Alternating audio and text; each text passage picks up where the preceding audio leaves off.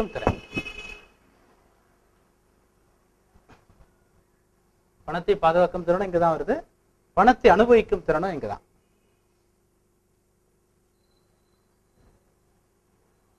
பணத்தை அனுபவிக்கும் திறன்,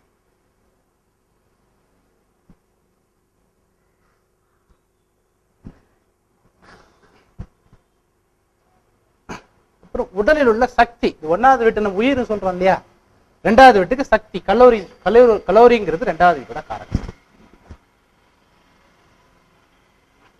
உடலில் உள்ள கலோரி, உடல் எதையும் உடலின் ஏற்றுக்கொள்ளும் திறன். ஏற்றுக்கொள்ளும் திறன்னா சில பேருக்கு சாப்பிட்டீங்கன்னா சில பொருளை சாப்பிட்டா வாந்தி வந்துடும். இல்ல அப்படி இல்லாம உடம்பு ஒரு விஷயத்தை அப்படியே ஏத்துக்குது இல்லையா, அது உணவினை ஏற்றுக்கொள்ளக்கூடிய திறன் அப்படின்னு எடுத்துக்கலாம். நம்ம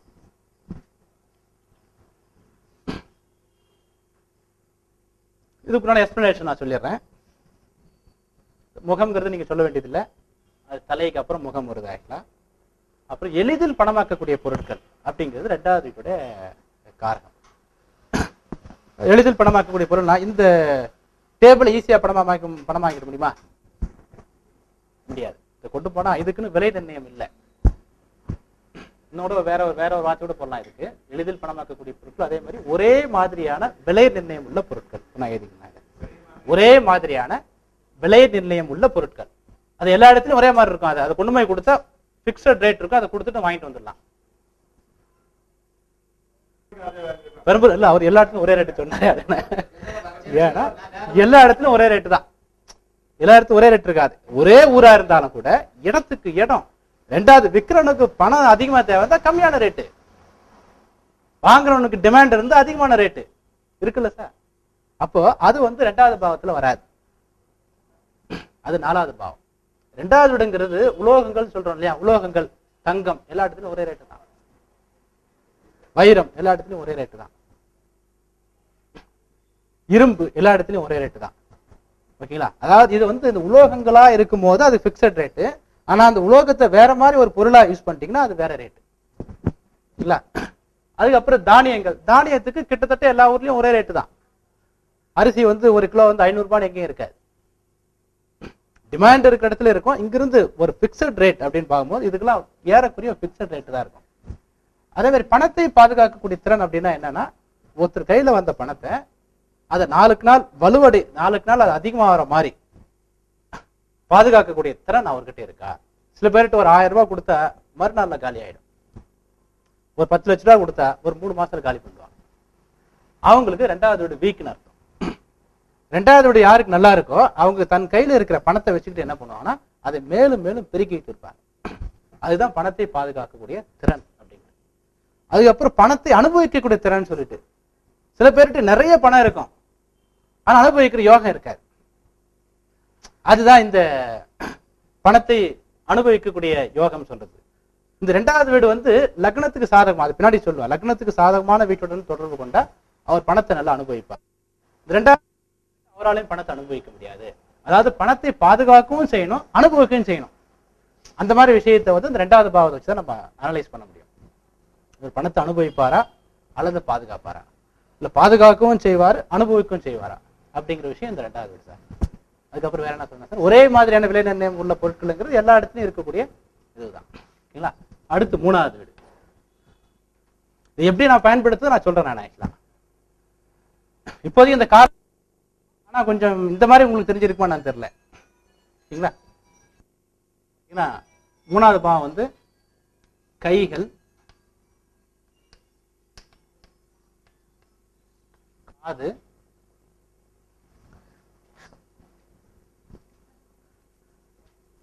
மனோபலம், கழுத்துன்னு சொல்லலாம்.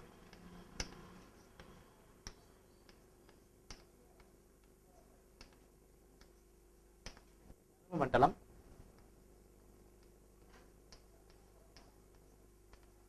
தகவல் தொடர்பு,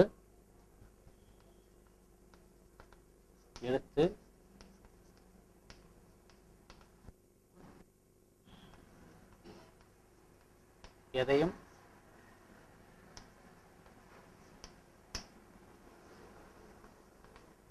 எதையும் சுருக்குதல்,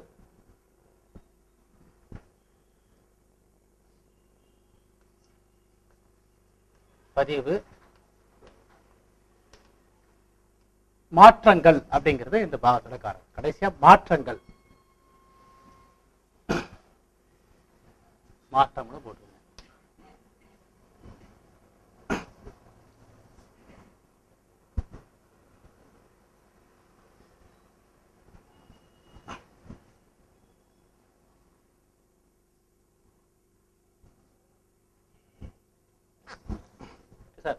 நிறைய காரகம் இருக்கு. இதுல இருந்து தான் மற்ற காரங்கள் நம்ம உருவாக்குறோம்.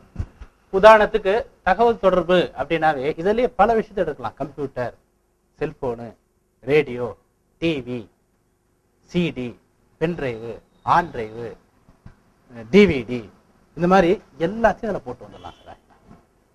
தகவல் தொடர்பு சாதனங்கள் முழுக்க முழுக்க இதில் வந்துடும்.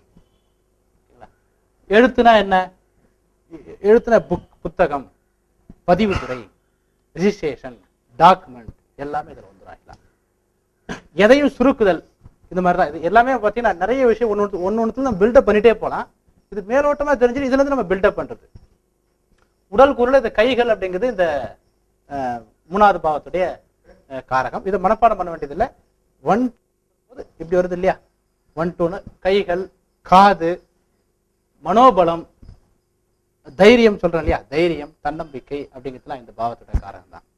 இந்த பாவம் கெட்டு போச்சுன்னா ஒருத்தர் மென்டல் ஆயிடுவார். இந்த பாவம் கெட்டு போச்சுன்னா ஒரு காது கேட்காது. இந்த பாவம் கெட்டு போச்சுன்னா கைகள் சரி இருக்காது. கழுத்து, நரம்பு மண்டலம், அதாவது ரொம்ப இது எல்லாத்தையும் பார்க்கும்போது ஒரே வார்த்தையில இந்த பாவத்தை நம்ம சொல்லணும்னு பாத்தீங்கன்னா ஹவுஸ் ஆஃப் கம்யூனிகேஷன் அப்படின்னு சொல்லலாம். அதாவது ஒவ்வொரு பாவத்துக்கும் ஒரு சிங்கிள் வார்த்தை இருக்கு. இந்த 1வது பாவத்துக்கு நம்ம என்ன சொல்லலாம்னு பாத்தீங்கன்னா ஹவுஸ் ஆஃப் அட்மினிஸ்ட்ரேஷன் அப்படின்னு சொல்லலாம். ஹெட் ஆஃப் த டிபார்ட்மெண்ட் அப்படின்னு சொல்லலாம். என்ன leadership, head of the department அப்படின்றது 1வது வீடு. House of head of the department, HOD, house of administration அப்படின்னு சொல்லலாம். 2வது வந்து ஹவுஸ் ஆஃப் என்ன சொல்லலாம் அப்படின்னா ஃபைனான்ஸ். 2வது வந்து ஹவுஸ் ஆஃப் ஃபைனான்ஸ். 3வது வந்து ஹவுஸ் ஆஃப் கம்யூனிகேஷன். ஒரே வார்த்தையில. ஓகேங்களா? அதாவது இது எல்லாம் கம்யூனிகேஷன் சம்பந்தமான விஷயம் தானே. இது உடம்புக்கு உள்ள இருக்கு, இது உடம்புக்கு வெளியில இருக்கு. இதெல்லாம் நம்ம சித்தர்கள் சொன்ன மாதிரி அண்டத்தில் உள்ளது பிண்டத்திலும் உள்ளது அப்படின்னு சொல்லுவாங்க. அண்டம்னா என்ன? இந்த உலகம். பிண்டம்னா என்ன? உடம்பு.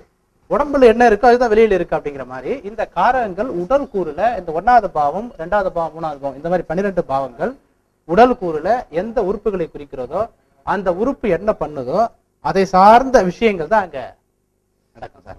அதுதான் வெளியில நம்ம சொல்லுவோம் அதை. ஓகேங்களா? அதுதாங்க தகவல் தொடர்பு. அப்புறம் எழுத்து. தகவல் தொடர்புனா உங்களுக்கு புரியும் நினைக்கிறேன். எழுத்து, ஒப்பந்தம், அப்புறம் எதையும் சுருக்குதல். எதையும் சுருக்குதல் என்ன அர்த்தம் சார்? என்ன சார்? எதையும் சுருக்குதல் அப்படிங்கிறது என்னன்னா, எந்த மாதிரி நான் சொல்ல வரேன்னா, உங்ககிட்ட 100 ஏக்கரா இருக்கு சார். ஒருத்தர் வாங்கணும்னு எதிர்பார்க்கிறார். 100 ஏக்கராவை பேத்து கார்ல வச்சு எடுத்துட்டு போய் காமிக்க முடியுமா அவர்கிட்ட? என்ன பண்ணுவீங்க சார்? என்ன சார்? அவர் தான் அழைச்சிட்டு போனோம். அதுக்கு முன்னாடி என்ன பண்ண, டாக்குமெண்ட்டை காமிச்சவே போதும். அப்ப டாக்குமெண்ட்ல பாத்தீங்கன்னா வெறும் 10 பேப்பர் தான் இருக்கு சார் அதுல. ஆனா 100 ஏக்கரா இருக்குங்கிறான். அதுல இருக்கா இல்லையா சார்? டாக்குமெண்ட்ல வெறும் 10 பேப்பர் தான் இருக்கு. அந்த டாக்குமெண்ட்டை பார்த்துட்டு ஈசி போட்டு பார்த்துட்டு அப்புறம் இடத்துக்கு வந்து பாக்குறாங்க. அப்ப டாக்குமெண்ட்ங்கிறது என்ன பண்ணுது? எதையும் சுருக்கி வைக்குது. இருக்கா இல்லையா சார்? அதுக்கப்புறம் ஒரு பென் டிரைவ்ல பாருங்க, ஒரு 10,000 பாட்டு ஏத்தி வச்சிருக்கீங்க. 10,000 பாட்டு எங்க இருக்கு? சுருக்கி இருக்கு. அதுல ஒரு டிவிடியில ஒரு 3 படம் இருக்கு. இருக்கா இல்லையா சார்? திருட்டு சிடியில அப்ப 3 படம் இருக்கு இல்லையா? 3 படம் எங்க இருக்கு? அதுக்குள்ளதான் இருக்கு. அப்ப என்ன பண்ண? சுருக்கி வச்சிருக்கு இல்லையா? இதுதான் எதையும் சுருக்குதல் அப்படிங்கிறது. அதே மாதிரி இந்த பாவத்துக்கு பயணம் அப்படிங்கிறது இந்த பாவத்தோட காரகம் தான். பயணம், இடமாற்றம்,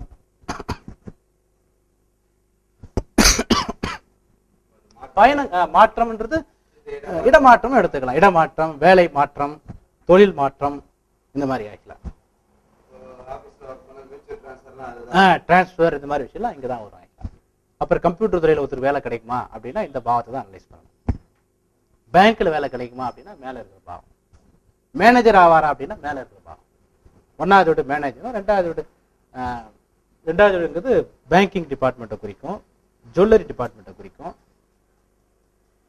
கேஷை கையாளக்கூடிய டிபார்ட்மெண்ட்டை குறிக்கும். மூணாவது வீடு house of communication, electrical, electronics, இந்த மாதிரி விஷயங்கள்லாம் குறிக்கும். சரிங்களா? எதையும் சுருக்குதல் அப்படிங்கிறது இந்த பாவத்துடைய காரகம்.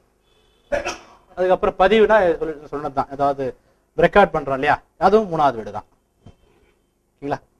அதுக்கப்புறம் மாற்றங்கள், இதெல்லாம் வந்து இந்த மூணாவது பாவத்தோட காரகம் சார். நிறைய விஷயம் இருக்கு, இதுல இருந்து நம்ம டெவலப் பண்ணிக்கிறோம். ஒவ்வொரு பாவத்தோட காரகத்தை இதுல இருந்து நம்ம டெவலப் பண்ணிக்கிறோம். சரிங்களா? அடுத்து நாலாவது வீடு. நாலாவது வீடுங்கிறது என்ன அப்படின்னு பாத்தீங்கன்னா,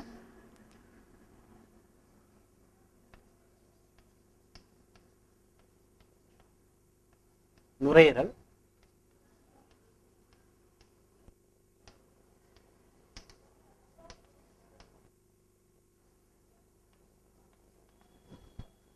எதையும் உற்பத்தி செய்தல்,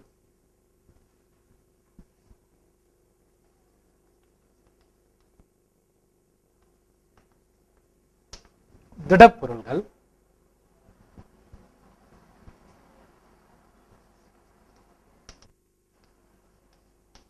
இயந்திரம்,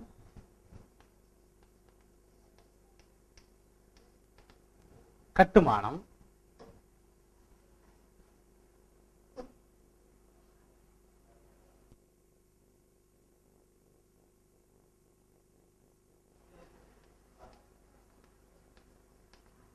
நிலையான விஷயங்கள், அப்புறம் ஒரே இடத்தில் இருத்தல், அதுக்கப்புறம் ஒரே இடத்தில் இருத்தல் சார். ஒரே இடத்தில் இருத்தல் நான் எழுதிருக்கேன், அதையும் எழுதிட்டீங்களா? நிலையான விஷயங்கள், அப்புறம் ஒரே இடத்தில் இருத்தல்.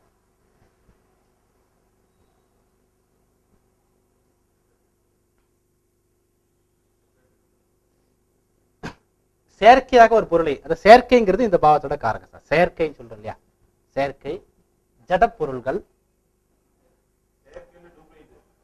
இல்ல, செயற்கை மனுஷனால் எது இதெல்லாம் உருவாக்கப்படுதோ அதுக்கு செயற்கைன்னு பேர் சார். கடவுளால் எது உருவாக்கப்படுதோ அது இயற்கைன்னு பேர் சார். இந்த ரூம்ல இருக்கிறது எல்லாமே செயற்கை தான் சார். நீங்க மட்டும் இயற்கை. நீங்க போட்டுக்கிற கண்ணாடி செயற்கை, நீங்க போட்டுக்கிற துணி செயற்கை, ஆனா அவங்க முடி இயற்கை. சொல்றோம் இல்லையா? அதாவது எந்தெந்த பொருள்லாம் உயிர் இருக்கோ அதுக்கு இயற்கையின் பேர், எந்தெந்த பொருளுக்கு உயிர் இல்லையோ அதுக்கு செயற்கையின் பேர் சார். ஓகேவா? அதனாலதான் உயிரற்ற பொருள்கள்ங்கிறது இந்த பாவத்தோட காரணம். செயற்கைங்கிறது எப்படி உருவாகுதுன்னா, மனுஷன் எதெல்லாம் கண்டுபிடிக்கிறானோ அதுக்கு செயற்கையின் பேர். அது செயற்கையை உத்து பார்த்தீங்கன்னா இயற்கையை அழித்து உருவாக்கப்படுவது செயற்கை. ஓகேங்களா?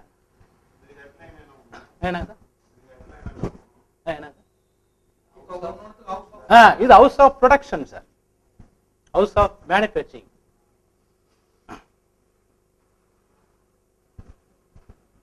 அதாவது குறிப்பா ஹவுஸ் ஆஃப் ஆர்டிபிஷியல் ப்ரொடக்ஷன், அதாவது உயிரற்ற பொருளை உற்பத்தி செய்தல். உயிரற்ற பொருட்கள் அப்படிங்கிறது என்ன அப்படின்னு பாத்தீங்கன்னா, டேபிள், சேரு, எல்லாமே, வீடு, வாகனம், எல்லாமே ப்ரொடக்ஷன் இல்ல மேனுஃபேக்சரிங்.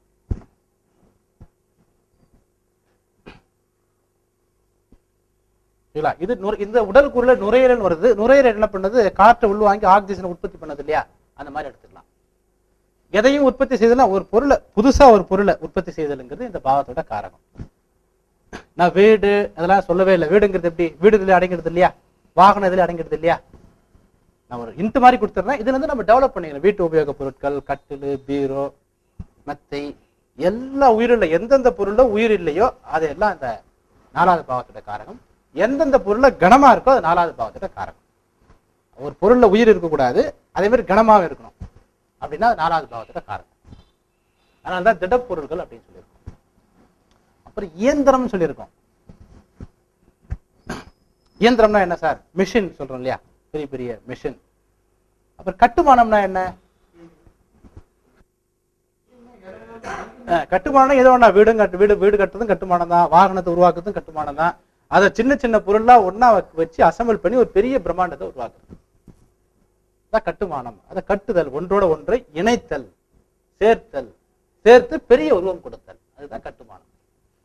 கன்ஸ்ட்ரக்ஷன், இன்ஃப்ராஸ்ட்ரக்சர் அப்படின்னு சொல்றது. நிலையான விஷயம் அப்படிங்கிறது என்னன்னா, பெர்மனண்டா ஒன்ஸ் அதை உருவாக்கிட்டா அப்படியே இருக்கும். அது அடிக்கடி மாத்துற மாதிரி இருக்காது. அதே மாதிரி ஒரே இடத்துல இருத்தல் அப்படிங்கிறது வீடு ஒரே இடத்துல தான் இருக்கும். வாகனம் நம்ம ஓட்டினா தான் போத வழி அது வரைக்கும் ஒரே இடத்துல தான் இருக்கும். அதோட சக்கரம் அப்படிங்கிறது வேற. சக்கரம் இருக்கிறதால தான் ஓடுது. சக்கரம் இல்லைன்னா வாகனம் அதே இடத்துல தான் இருக்கும். ஓகேங்களா? அதனால இது வந்து எல்லாமே அந்த வீடு, வாகனம், சொத்துக்கள் இதெல்லாம் இங்க வந்துடும் சார். உடைமைகள், ப்ராப்பர்ட்டி எல்லாமே இதுல வந்துடும். ஓகேங்களா? அடுத்து 5வது வீடு. 5வது வீடு வந்து இதயம். நிறைய காரங்கள் நான் புக்ல எழுதியிருக்கேன் சார். அதை நீங்க வீட்டுல பொறுமையா இன்னைக்கு போய் படிச்சீங்கன்னா உங்களுக்கு புரிஞ்சிடும். இது வந்து ஒரு இன்ட்ரடக்ஷன், அதாவது இந்த 12 பாவத்தோட காரகம் எப்படின்னு இன்ட்ரடக்ஷன் கொடுத்துட்டு, இந்த பாவத்துக்குள்ள ஒரு ஒற்றுமை இருக்கு, இந்த 12 பாவத்தை தெரிஞ்சுக்கிட்டு இதுக்குள்ளவே நிறைய காரகத்தை எப்படி உருவாக்குதுன்னு ஒரு டெக்னிக் இருக்கு. அதை நான் சொல்றதுக்காக தான் போர்ட்ல எழுதி போடுறேன். இதயம். அப்புறம் மென்மையான உணர்வுகள்.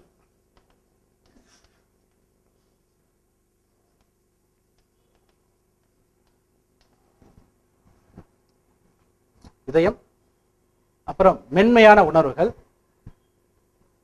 காதல்,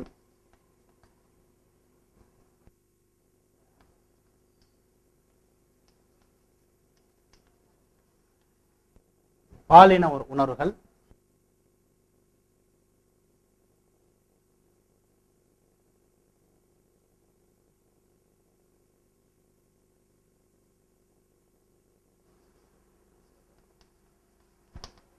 பொழுதுபோக்கு, விளையாட்டு,